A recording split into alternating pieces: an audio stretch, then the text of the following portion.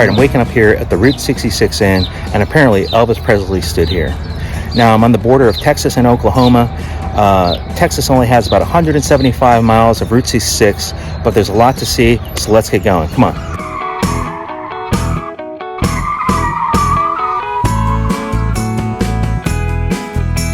Alright, my first stop is the U-Drop Inn, or better known as the Tower Cafe. Apparently they don't serve food anymore, but when Elvis Presley would travel Route 66, this is where he would eat. Let's go check it out.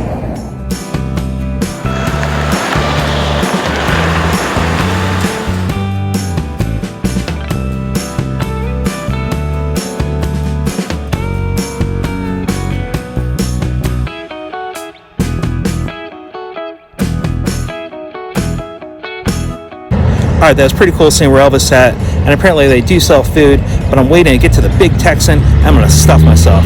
So let's hit the road. Come on. So I'm driving down Route 66, and a lot of it parallels Interstate 40. And when the interstate came around, it devastated all these small towns up and down Route 66, turning them into ghost towns. But it's pretty cool driving past them these days, seeing the remnants of what once was.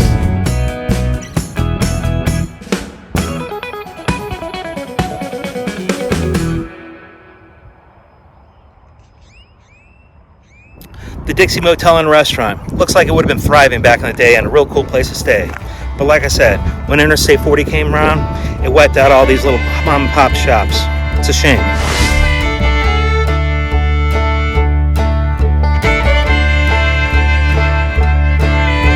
Alright, I'm at the Devil's Rope Museum and the Route 66 Museum, all in one building. Apparently there's over 2,000 kinds of barbed wire in there. Let's check it out.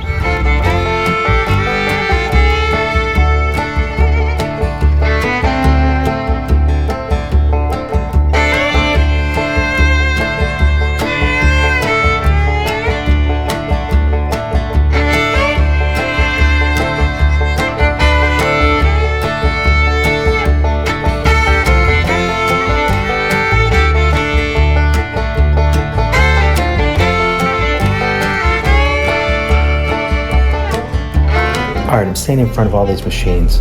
Apparently each one makes a different kind of barbed wire fence.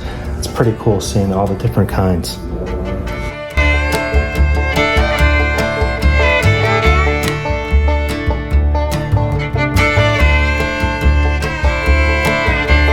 For a museum about barbed wire, it's actually pretty interesting. And they had their original steer from the Big Texan that I'm going to eat at later. It's much smaller than the one that they have there now, so that was pretty cool. And I got me some barbed wire. Alright, now let's hit the next attraction.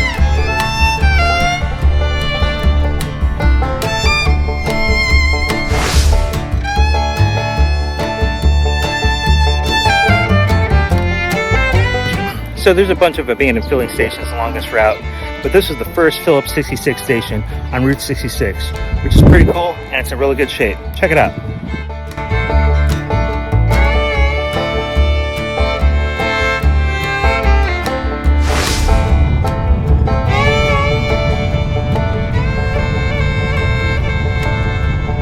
So I've been driving down Route 66 for a while now, and I have to say it's kind of weird because I'm the only person on this road. You got the interstates right here, and you can see a whole slew of traffic. Another really cool thing is driving through all these wind farms with all these windmills. I haven't seen anything like that since I was in Maui, Hawaii. They got a row of them there, but nothing like this. They're all spread out for miles on end.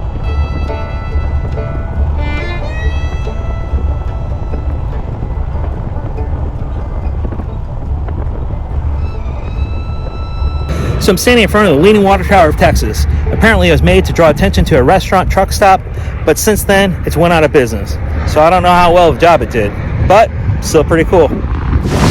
So it's about 3 o'clock, I've been driving all day, and I'm almost at the Big Texan. Now when I was a kid, I used to watch this movie, The Great Outdoors. It's one of my favorite movies. I named my son Roman after one of the characters. But in the movie, they go to this place and they order the old 96er steak, and if you eat it, within an hour, everyone eats for free, and that's pretty much what they got going here. I believe it's a $72 steak for 72 ounces, and you get a bunch of sides with it, and if you eat it in an hour, you get it for free. Now, I don't think I'm going to go that route, but I'm fucking starving, and I'm definitely looking forward to getting here and getting me a nice Texas steak.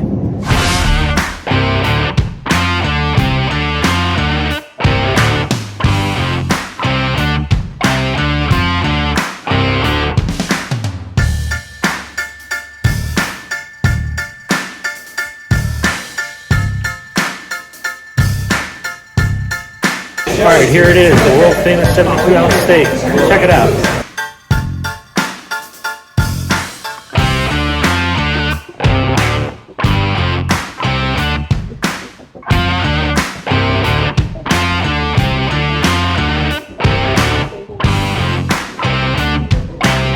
There's a lot to see here while waiting for your table, and it's truly an impressive place. And also has a Western-style motel right next door to it. As I was about to be seated, the place went wild. A bell started ringing because someone had finished the 72-ounce challenge. Really amazing atmosphere. You having fun, Rowdy? Alright, so this is tough. I came in here wanting a steak. They just ordered ribs over there, and they look good. I don't know what to do.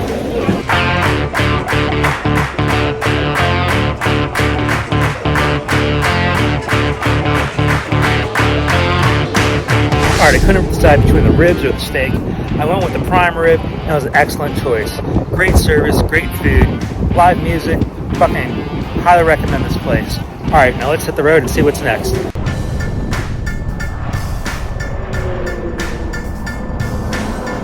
I just pulled up to the most iconic spot on Route 66 in my opinion. When you think of Route 66, this is what you think of. The Cadillac Ranch. Now this attraction has been featured in movies, TV shows, artwork, and is truly an iconic American art piece known around the world, and the thing I wanted to see most.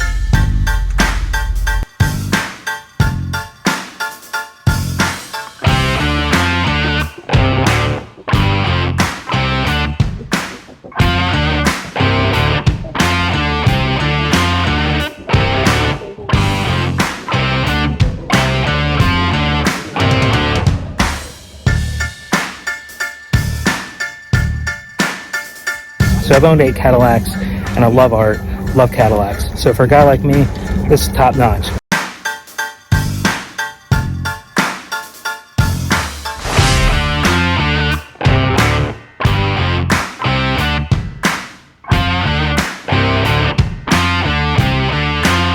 I'm standing in front of the Midway Cafe. I was going to grab myself a piece of pie. It's supposed to be legendary, but unfortunately they're closed. And honestly, I'm still a little full from lunch. So it's probably for the best. Now, I'm at the midway point of Route 66 where it's 1,139 miles each way you go. Now, the sun's setting, it's getting late, I'm getting tired, so I'm probably gonna drive off in the sunset and find myself somewhere to crash tonight.